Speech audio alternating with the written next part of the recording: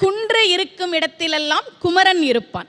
அவனுக்கு பேரே குறிஞ்சி கிழவன்னு பேரு. குறிஞ்சினா மலையும் மலை சார்ந்த இடமும், கிழவன்னா தலைவன் அர்த்தம். அவன் மட்டும் உயரத்தில் இருப்பவன் அல்ல, தன்னை வணங்குபவர்களுக்கும் உயர்வான வாழ்க்கையை கொடுக்கக்கூடியவன் முருகன். ஏன் அவனை தமிழ் கடவுள்னு சொல்றோம்? இந்த அகரத்துக்கு என்ன சிறப்பு அப்படின்னா, திருவள்ளுவர் சொல்றார், அகர முதல எழுத்தெல்லாம் ஆதி பகவன் முதற்றே உலகு. உலகத்துல உள்ள எல்லா மொழிக்கும் அகரம் முதல் எழுத்துன்னு சொல்றார். இதுல ஒரு சின்ன தப்பு இருக்க மாதிரி இல்ல? இங்கிலீஷ்ல எது முதல் எழுத்து? ஏ. லத்தீன்ல வேற இருக்கலாம், பிரெஞ்சுல வேற இருக்கலாம். ஆனா வள்ளுவர் என்ன சொல்றார்?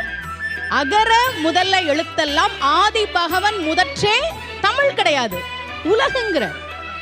என்ன காரணம்னா, நீங்க உலகத்துல எந்த மொழியை எழுதினாலும் 4 முறையில தான் எழுத முடியும். சுழியம், அரைப்பிறை, குறுக்கு கோடு, நேர்கோடு. ஏல